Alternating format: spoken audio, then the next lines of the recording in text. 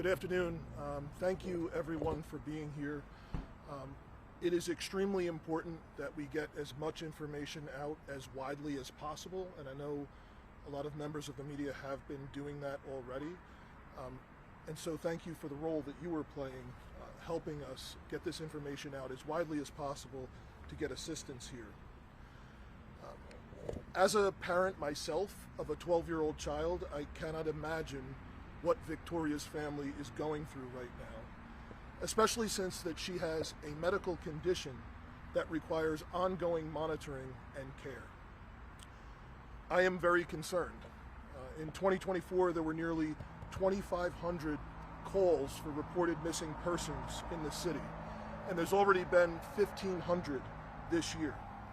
And the missing child is especially vulnerable. So right now, a child from this community is missing, and we need everyone to try and help find her. We are urgently seeking the whereabouts of Victoria Jackson, a 12-year-old girl who walked away from the 5200 block of Minnehaha Avenue and was last seen at approximately 9:34 p.m. on Saturday, August 2nd. Time is especially of the essence. Victoria is a type 1 diabetic and was wearing an insulin pump that may have run out yesterday. Unless she is with someone that can provide her with insulin, this is a life-threatening emergency. Her family is enduring the unimaginable pain of not knowing where she is.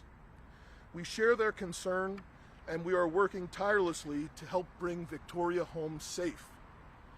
On Saturday night, the initial response came from Minneapolis Park police officers who were called on a check the welfare report in the park. Minneapolis police later responded to investigate the report of a runaway child. Once it was confirmed that Victoria was missing and that she is an endangered missing child, a multi-agency search operation began that night, including Minneapolis police and Minneapolis Park police officers, the deployment of drones, canvassing for surveillance cameras, and contacting family members and area residents who may have insight into her location. Since then, search operations have continued and are ongoing, with multiple law enforcement agencies conducting coordinated searches both in the park here and in the surrounding neighborhoods. We've used drones, foot searches, and officers have traveled with family members to areas where Victoria was known to frequent, and have visited several locations of friends and acquaintances. Businesses and the hospitals in the area have been notified. We've released public alerts on social media, which has been widely shared by local media partners. We've brought in the North Star Search and Rescue, which is a trained group of volunteers who use search dogs. We've used the Metro Transit and the Metro Transit Police, as Victoria has had a history of using transit. We've received support from both the Hennepin County Sheriff's Office and tonight from the Ramsey County Sheriff's Office, who are providing search efforts on the river. We've worked with the BCA, which issued an endangered missing person alert that is sent to law enforcement statewide, and have contacted the FBI, who are now a part of this investigation. Investigators have followed up on numerous tips that have been submitted through our hotlines and through social media. But most importantly, this is what we need from the public. If anyone knows where Victoria is, or they have seen her, please call 911 immediately. Victoria's photo is available and has been shared with all of you. She is a black female, approximately 5 foot 1 inches tall, approximately 140 pounds, and has black hair with twists in her hair. She was last seen wearing a tan Rugrat t-shirt, wearing blue jeans and red and black shoes. Victoria is, again, a type 1 diabetic who is wearing an insulin pump. If there's any concern from anyone in the community that may know where she is and may be withholding information about Victoria's whereabouts out of some concern for her, we urge any such person to contact police immediately. Her health and well-being right now are our top priority, and any concerns can be addressed through the appropriate support systems. If you can, If you live in the area, live near the park here, please check your home and business surveillance cameras. Even the slightest piece of information of where she may have been seen since this time could be helpful. Please continue to share her photo on social media and her description as widely as possible in the community. And that's the update I have at this time, and I'll do my best to answer any questions that you have. Chief Morgan, welcome to Fair 11. As you just laid out, you guys have been investigating this since Saturday, so I just am wondering, why did that emergency alert go out this afternoon and not sooner? Which emergency alert? Got sent to everyone's phone. So that was from the city, and I requested that this morning. Yesterday, we had requested through the state BCA an endangered missing person alert, which did go out statewide. We've also, I have also requested an Amber Alert to be issued. However, this does not meet the criteria because there's no information to suggest that she had been abducted. But there is also criteria in the Amber Alerts that includes threat to bodily harm. Yes. So wouldn't this medical condition apply to that? We have been in communication with the BCA, and I have been told this does not meet the criteria for that. Did they elaborate why? I don't have any further information other than there's a requirement that there be some suggestion that the child may have been abducted. Okay. And there's no particular vehicle information to be shared. So, Chief, have you ruled out foul play at this point or anything that's suspicious? Well, right now we are not investigating a crime. However, we are not ruling anything out. And the number one thing is to locate Victoria as quickly as possible. Can you elaborate on the parameters of the search right now? I know you said surrounding neighborhoods. What does that include, and is there any plan to maybe expand that even further? We are, so the question was elaborating on the specifics around the search and plans to expand that. We are following the information as limited as it is that is available. We have been using bloodhounds to try and assist. We know she had been in the park earlier in the day. We have used information from both friends and family around who her acquaintances may have been, and even have reached out to a family member who is out of state, who is traveling in state, hopefully this evening, to help speak to us. So we will continue the search to its logical conclusion, which again is includes following up on every tip and every potential information on where she may be. But that is focused on this area. Where she was last seen is the 5200 block of Minnehaha, 9:34 p.m. We know also through Metro Transit that she had been seen about an hour before that on the light rail station, I believe on 50th Street light rail?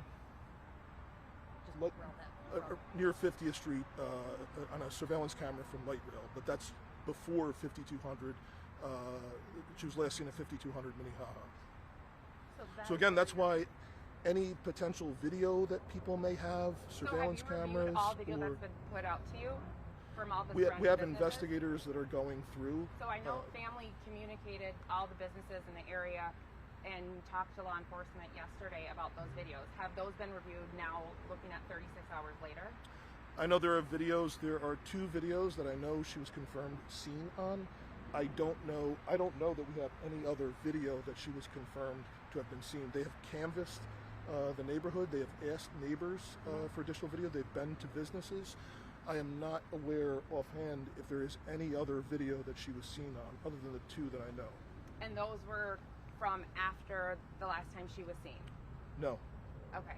So the video that they were supposed to pull from the neighboring businesses have not been reviewed now, or have been reviewed and she wasn't seen on them? I don't know what video specifically you're talking about. They have been canvassing and asking for additional video. There is no other video I'm aware of that anyone has said that we believe she's on this video. The 9:34 p.m. sighting, was that outside of the house? Yes, outside of the house in a courtyard on the 5200 block of Minnehaha. Is there any digital activity that's providing any clues? Does she have a phone on her? We do not believe she has a phone on her, but we are working additional investigative means.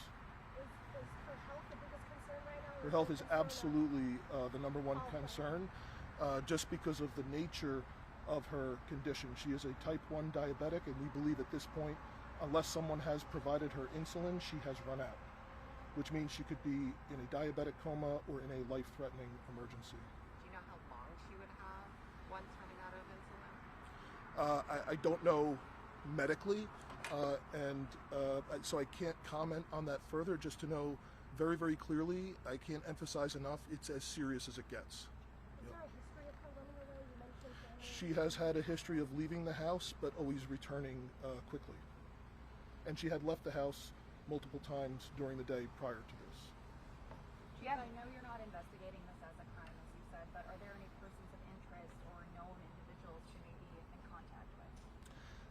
We have been trying to contact everyone she may have been in contact with, any acquaintances, any friends, school principals, where she previously lived. She previously lived in North Minneapolis. Prior to that, we've been contacting as many people as we can to try and identify where she may be. So yesterday we were told that 3 searches had been done at the falls using multiple tools on land, air, water, and nothing with no success. I'm curious why the focus is here today and what's leading you back here today. There have been multiple drone searches here because she was seen here that night. The water was searched yesterday by the sheriff's office. We're going to search again here tonight, and it's possible there was a trace from one of the dogs that led her here, which may have been before she went missing or may have been after, but it's what we have right now. And it's a very, very, densely populated, with vegetation, and it's potentially dangerous. So using both drones, people on foot, and also the water is absolutely a concern because she may be there. Have you found any of her belongings here? No. Since that alert was issued today, have there been any sort of credible sightings or leads from the public? There have been numerous tips that have been provided, both through the hotline and social media. There's, as you can see, there's many investigators assigned to this, multiple agencies. The BCA is helping, the FBI, both sheriff's offices, and our homicide investigators are helping as well. So they are sifting through that and trying to identify what may be useful. Are there policies that limited your ability to issue multiple alerts yesterday? I know you said the BCA went out to folks, but that wasn't to the public, right? Are there policies that limited your ability to issue the emergency alert that was issued today, yesterday? So the state issues the Amber Alert. We don't control. Well, no, the emergency alert. Yeah. So The city OEM issued that today. Yeah, City but is there a Emergency reason Management. why it wouldn't have been issued yesterday? I don't have information on that. I don't know. Yeah. Okay.